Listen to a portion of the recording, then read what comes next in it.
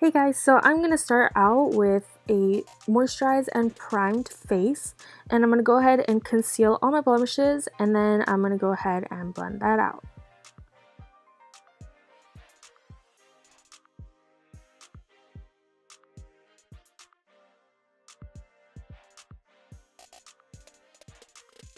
Next, I'm going to use my Makeup Forever foundation to create a blank canvas to make it easier for me to contour. And of course, you don't always have to start out with foundation. Sometimes I use the foundation to blend out my contouring, but if you're a beginner, I would definitely start out with the blank canvas, and that way it'll just be easier to blend everything out seamlessly. And don't forget to blend down your neck.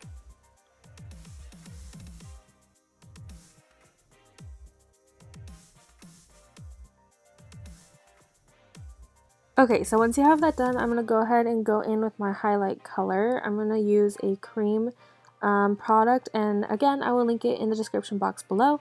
But I'm going to go ahead and apply that on all the high points of my face. So on the T-zone, under the eyes, because I want to brighten and make my face look a little more awake. On my chin, to create more of a sharper chin, because I have a very round face. And then I'm going to apply a little bit under the cheekbone, so that when I do apply the contour there, it'll really pop. After I got my highlights in place, I'm going to go ahead and go in with my contour color. And I'm just using my finger because I just felt like it. But if you guys have seen those products where it's like a stick, it's the exact same thing. It's just making it easier for you to apply. And so you can use whatever product you want to use. And I just like this product because it's really creamy and really easy to blend. I know that Anastasia Beverly Hills one is really popular as well, but I found it a little difficult to blend, so I like to go ahead with this one. And then after I apply everything and you look like this, you're going to go ahead and just blend it out. So one question I get a lot when I'm doing makeup on clients is, how do I know where to put the contour colors? So the easiest way I can explain it is, if you've ever drawn like a 3D sphere or circle like in art class, you know how you make the parts that are farther away from you darker, you shade that part in, and then the part of the circle that's closest to you, you leave it blank so that it can give the illusion of like a 3D circle. That's kind of how your face is. So for example, under the cheekbones, how I want my cheekbones to be very round and, you know, stick out a little more, I'm going to leave the high points lighter, and then I'm going to go ahead and shade in where I want to give the illusion of like a shadow.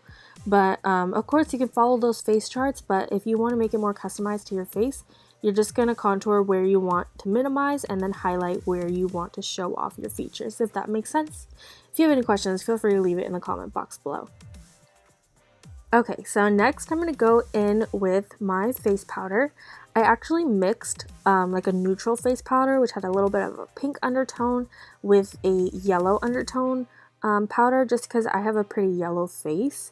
But I'm going to go ahead and bake with this, and you've probably seen this all over the internet as well. Basically, it's supposed to absorb all of like your face oils and give you like a really photo finish look at the end. It's supposed to look very like airbrushed almost, and I really like this technique.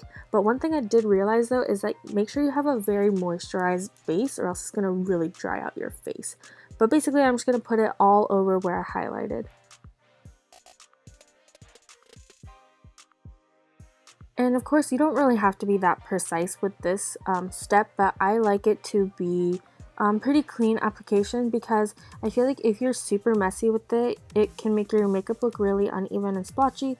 So even though you don't have to be super precise, still try to keep it blended, and try not to have any harsh edges. After that, I'm going to go ahead and set my contour with a powder contour. And there's lots of different brushes that you can use. If you use a dense one, it'll be a much harsher contour. But today I'm going to go ahead with this fluffy angled brush. And that's probably the easiest brush to use as a beginner. It'll really do a lot of the blending for you, and it'll just give you the most natural finish. So I'm just going to go ahead with this powder contour and set where I previously contoured my face.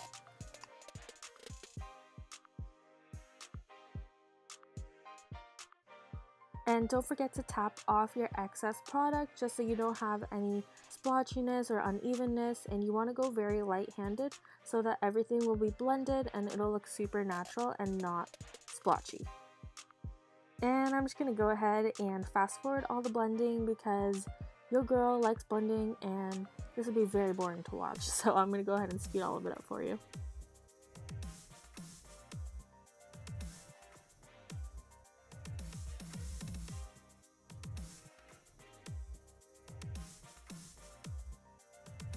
And for your nose contour, you can use a little brush like this one, but to be honest, I'm kind of lazy and I've gotten used to using this big ass brush. But if you're a beginner, I would highly recommend starting out with a smaller fluffy brush and then, you know, contouring your nose that way.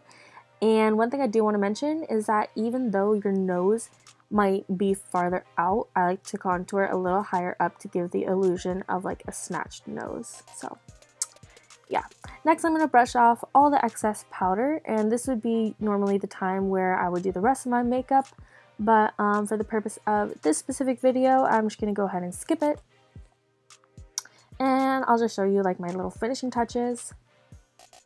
If you want to see how I did my eye makeup and the lip color to finish off this look, it will be in a separate video, so make sure to subscribe so you can see that video as well. And here I'm just using some blush, and I like to go very light-handed so it looks super natural. And of course I gotta have my highlight, and of course all the products will be linked in the description box if you want to check it out. But I'm just gonna be highlighting my cheekbones, and girl, look at that highlight.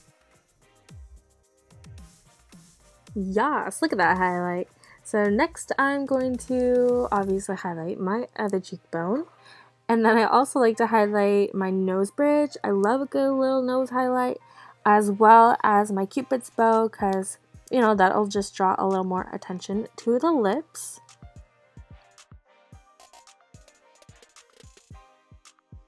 And that is pretty much it, you guys. I'll usually use a setting spray after I finish the rest of my makeup, so it'll last all day. If you like this video, please don't forget to subscribe and thumbs up the video so I know that you liked it. And until I see you guys next time, bye!